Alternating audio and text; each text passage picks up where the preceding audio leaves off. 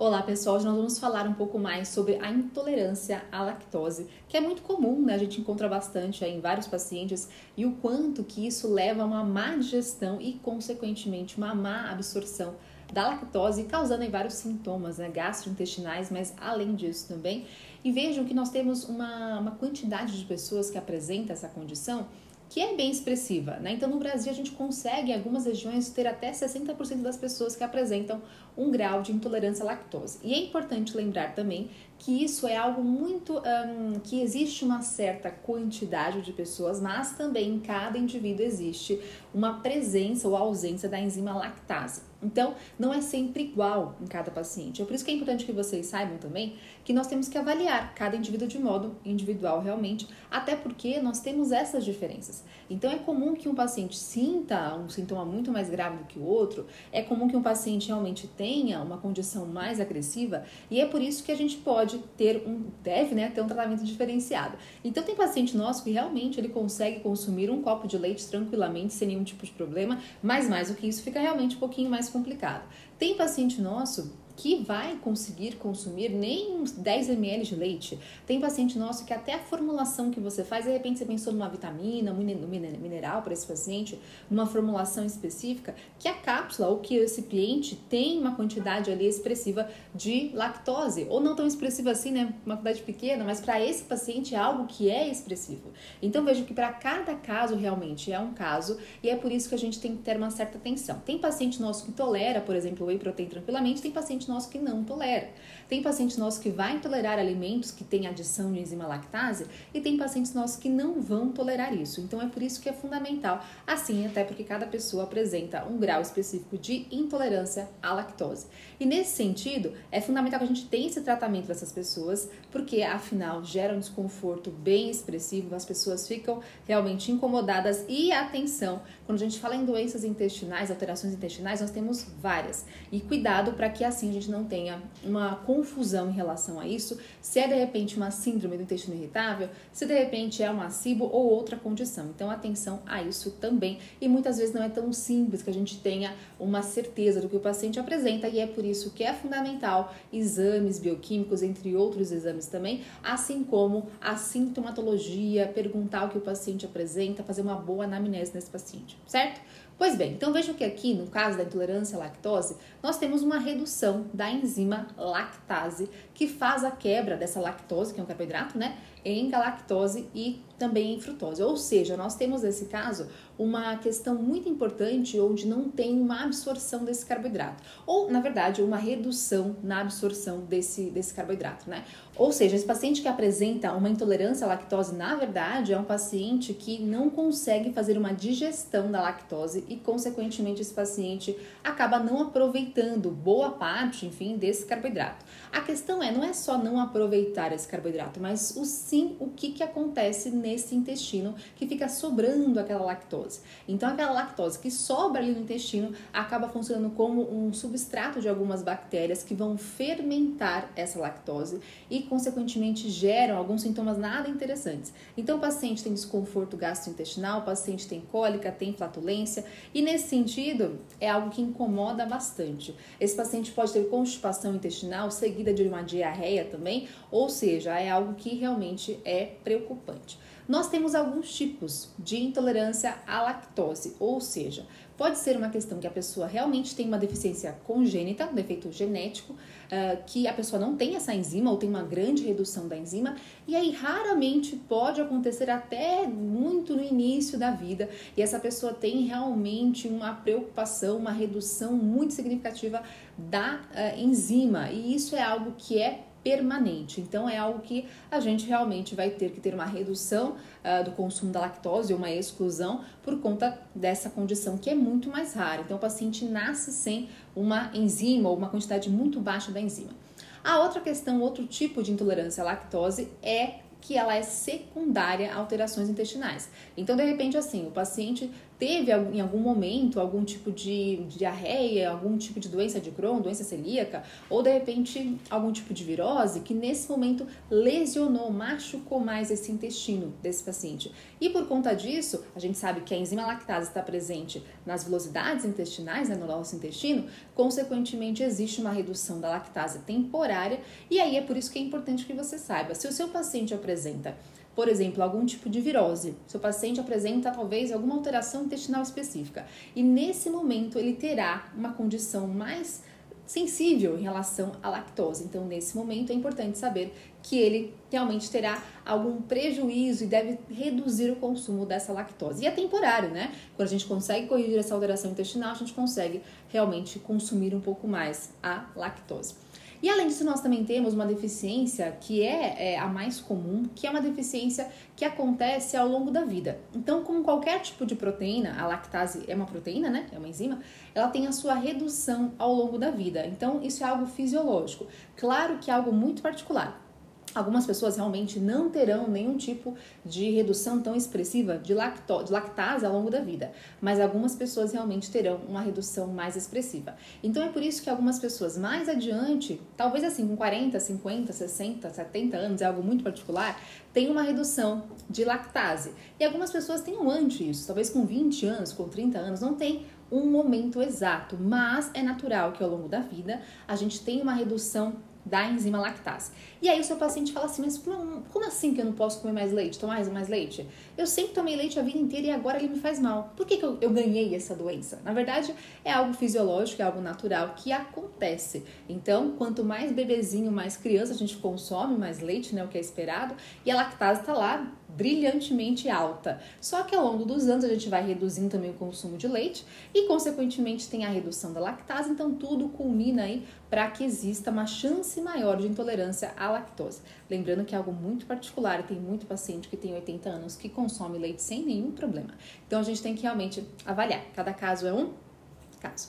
E além disso, nós temos outras condições que são importantes para serem consideradas. Então, como nós temos toda uma conexão intestino-cérebro, pode existir em algumas pessoas, quando ela está mais irritada, mais estressada, mais chateada, não dormiu bem, insônia, alterações neurais acabarem influenciando também numa piora do quadro da intolerância à lactose. Então, essa pessoa pode perceber isso. Puxa, tem dia que eu fico pior, tem dia que parece que não cai bem, ainda pior ainda essa lactose. Então, realmente, nós temos outras condições extraintestinais que podem ter uma correlação e esse paciente pode sentir isso. Então, é algo que é comum. E aí, nesse caso, nós temos, então, alguns sintomas que acontecem nesse paciente. Os mais comuns realmente são os intestinais, né? Então, dor abdominal, cólica, gases, diarreia, constipação. Então, o paciente pode ter tanto diarreia em um momento quanto constipação no outro. Então, essa mudança no padrão das fezes é algo que realmente é mais presente. Então, o paciente vai te relatar isso. Ele fica até na dúvida, mas como assim? Me constipou? Ou depois gerou uma diarreia? Então, isso é comum que aconteça. Além disso, nós temos outras alterações que são extraintestinais, então atenção a isso. Normalmente o paciente tem mais alteração intestinal, mas pode ser que ele tenha outras alterações também, como por exemplo, dor articular, cefaleia, rinite, sinusite, asma, até mesmo arritmia cardíaca e acne também. Então, são questões que podem existir nesses pacientes. E é importante que você avalie isso numa anamnese, para que você identifique se existe essas alterações extraintestinais. Então, o que acontece é que nós temos alguns metabólitos que foram formados por conta dessa má digestão da lactose, então como acetaldeído, que pode gerar uma alteração, além que leva a alterações extraintestinais nesse paciente. E aí nós temos alguns tipos de testes, né? Nós temos testes para avaliação se o paciente apresenta essa intolerância à lactose. Nós temos, por exemplo, claro, que o relato pessoal é algo muito importante e você vai reconhecer no seu consultório que tem muito paciente que te relata que ele tem alguma coisa com a lactose, alguma coisa com leite que ele não pode consumir, mas muitas vezes é um paciente que não teve a possibilidade de fazer algum exame. É um paciente que não tem um convênio médico, é um paciente que não teve tempo, é um paciente por N motivos nunca fez um exame e talvez não queira fazer ou, enfim, não tenha uma vontade, etc. Cada um tem o seu motivo, né?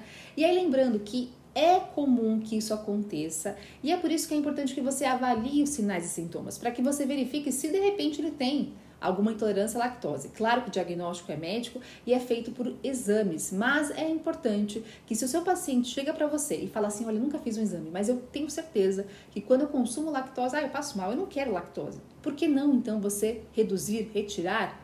Esse que é o ponto mais principal. O seu paciente sabe muito mais dele do que a gente sabe, né? Então é importante dar essa voz também de confiança para o paciente.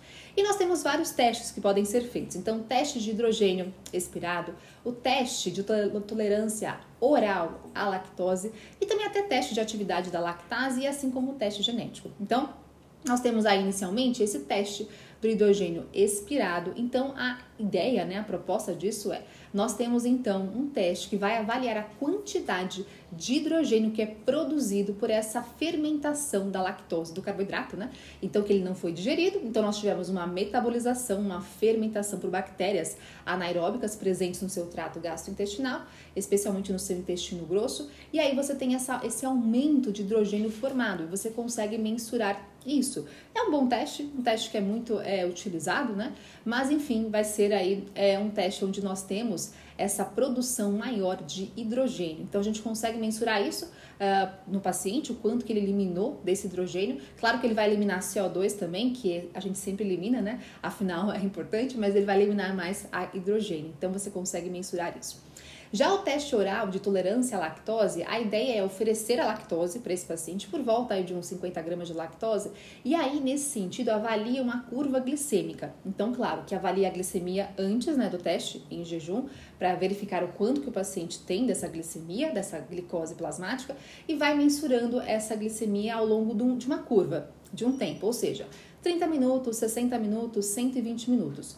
Para que aí a gente verifique o aumento da glicemia. Qual que é a ideia? Se eu tenho lactase, se eu tenho enzima, né? Eu vou quebrar a lactose, eu vou absorver os carboidratos, consequentemente a glicemia sobe. Então, tá tudo bem, eu tenho lactase para conseguir quebrar essa lactose, ótimo. Agora, se eu não tenho lactase ou se eu tenho uma redução da lactase, eu não consigo quebrar essa lactose e, consequentemente, a minha glicemia não se eleva. Então, assim a gente consegue ter um panorama se a pessoa apresenta essa intolerância ou não. Normalmente, a faixa de elevação que é esperada é pelo menos 30 miligramas por decilitro após uma sobrecarga aí de lactose, né? E além disso, também tem uma possibilidade de um teste de atividade da lactase. Não é tão feito assim, até porque ele é mais invasivo, mas enfim, só para que vocês saibam, né? Existe uma biópsia de um fragmento do intestino delgado para mensurar a atividade da enzima lactase. Então, é um método que é mais difícil, que é mais invasivo. Então, na verdade, assim, não teria o porquê. Seriam alguns casos específicos, né, que o gastroenterologista acha viável, necessário, mas por ser tão invasivo assim, não seria uma técnica tão utilizada. Nós também temos testes genéticos, lembrando que teste genético não é diagnóstico, ele é preditivo. Então, nós temos algumas alterações, alguns tipos de polimorfismos que podem acontecer nesse paciente, que mostram pra gente uma alteração na enzima lactase. Então, a enzima lactase ela não tem uma função adequada, então isso a gente pode mensurar. Então, é claro que esse paciente que tem uma alteração no teste genético, ele tem uma chance maior de apresentar uma intolerância à lactose, só que eu não consigo ter uma certeza sem combinar isso com uma questão prática, com uma questão de avaliação de sinais e sintomas e também exames bioquímicos no caso, né, que a gente falou até então também. Então vejam que o teste genético ele pode ser feito, mas muita cautela, porque não é uma questão que é sempre certeza que o paciente terá essa condição clínica. Então você pode avaliar e até de repente assim, o paciente hoje não tem nenhuma alteração. O paciente consome leite sem problemas. Só que talvez no futuro ele tenha uma chance muito maior realmente de apresentar uma intolerância à lactose. Então é algo para você ficar já mais atento. Olha, paciente, você tá super bem agora, você consome o leite tranquilamente, não tem problema, mas atenção, vamos ficar de olho, porque talvez mais adiante, daqui 10 anos, daqui 5 anos, não sei, você pode ter uma redução da lactase, então é algo a ser pensado, né? Então, nunca achem que esse teste genético para avaliação da lactase é algo que vai comprovar, então muita atenção a isso e lembrando que a avaliação de sinais e sintomas é muito importante. E aí, para tratamento desse paciente, a gente pode pensar assim, então eu vou usar alimentos lacto-free. Então, alimento lacto-free é aquele alimento que tem uma adição de enzima lactase, né? Só que eu posso pensar também em colocar a lactase na minha alimentação, né? Na alimentação do paciente. Então, de repente, ele vai comer um bolo, um sorvete, um mousse que tem muito leite, por exemplo, e ele vai consumir uma enzima lactase antes. Então, a gente pode prescrever uma enzima lactase para esse paciente. Isso é uma possibilidade. Mas atenção, gente, quanto mais a gente tiver uma utilização da lactase, seja que você ofereceu ou que está no alimento lacto-free, mais esse paciente vai reduzir a sua própria produção endógena de lactase. Então, lembra que o paciente tem um X de lactase. Ele pode ter 100, tô chutando aqui, tá? Só números fictícios, 100 de lactase.